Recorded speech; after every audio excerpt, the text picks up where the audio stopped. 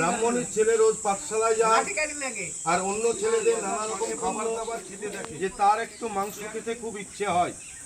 এই কথা শুনে ব্রাহ্মণী বলল, মাংস কোথায় পাবো বলো? ছেলেটাতে বলল, আমি এনে দেবো মা। তারপর ব্রাহ্মণীর ছেলে সকালবেলা উঠে মাংসের চেষ্টায় সারা নগরে ঘুরে বেড়াতে লাগলো। সেই দেশে রাজার হাঁসশালে অনেকগুলো হাঁস ছিল আর তাদের পাহারা দেবারও লোক ছিল। তারা সব সময় তাদের পাহারা দিত। হাঁসগুলো রোজই সারাদিন চড়ে সন্ধ্যের সময় ঘরে ফিরে যেত। একদিন হাঁসগুলো চড়ে যখন তাদের হাঁসশালে ফিরে যাচ্ছে, তখন একটা খোড়া হাঁসপালের সকলের পিছনে যাচ্ছিল। ব্রাহ্মণীর ছেলে সেটাকে ধরে আছাড় মেরে মেরে ফেললো এবং তার মার কাছে এনে দিল। তারপর সেটাকে রান্না করে খেয়ে ফেলল। এদিকে রাজা রোজই হাঁসগুলোকে একবার করে দেখতেন। সেদিন তিনি দেখলেন যে খোড়া হাঁসটা নেই। তখন সেই খোড়া হাঁসটাকে খুঁজে আনবার জন্য হাঁস পালকদের হুকুম দিলেন। তারাও চারিদিকে খুঁজে হাঁসের সন্ধান কোথাও পেল না। শেষে সেই ব্রাহ্মণীর বাড়ির কাছ দিয়ে যাবার সময় তারা দেখলো যে ব্রাহ্মণীর বাড়ির ছাইগাদায় হাঁসের পালকগুলো পড়ে রয়েছে। সঙ্গে সঙ্গে তারা ব্রাহ্মণীর ছেলেকে ধরে রাজার কাছে নিয়ে গিয়ে হাজির করলো। রাজা হুকুম দিলেন যে একে এখন কারাগারে আটকে রেখে ওর বুকে পাথর চাপা দিয়ে দাও। তাই শুনে ব্রাহ্মণী তো একেবারে পাগলের মতো কান্নাকাটি জুড়ে দিল। আর সেদিন পাড়ায় দেবী সুবচনীর পুজো হচ্ছিল। জানতে পেরে ব্রাহ্মণী কাঁদতে কাঁদতে সেখানে গিয়ে মানসিক করলো তার ছেলে রাজার কারাগারে বন্দী হয়ে আছে। সে যদি ছাড়া পেয়ে বাড়ি ফিরে আসে তাহলে দেবী সুবচনীর পুজো দেবে। দেবী সুবচনী ব্রাহ্মণীর কান্না আর কাতর ডাক শুনে তার উপর খুব দয়া হলো।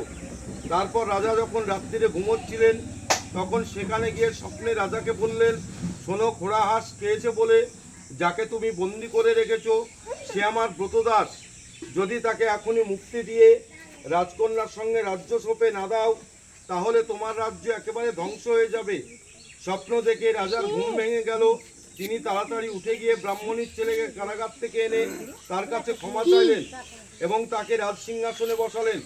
শেষে রাজকন্যার সঙ্গে ব্রাহ্মণীর ছেলের বিয়েও দিয়ে দিলেন। ছেলে আর বউ নিয়ে বাড়ি এলো। তার মাকে প্রণাম করে মার সামনে হাত জোড় করে দাঁড়ালো। ব্রাহ্মণী তখন আর দেরি না করে জলের ধারা দিয়ে বড় কনেকে ঘরে তুললো এবং দেবী সুবচনীর পুজোর ব্যবস্থা করল।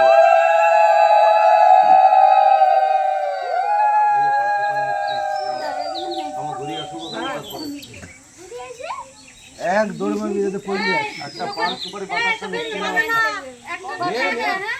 একটা আগে লিজা বডি গেলে কানবি না লিজা মা দৌড় মার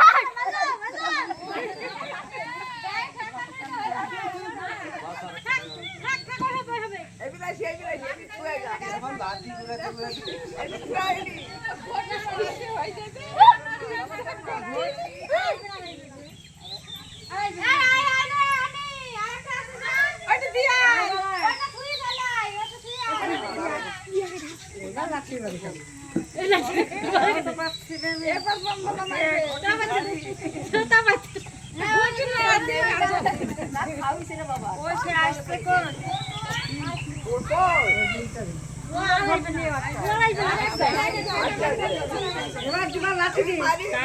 জানে না ভয় করছে।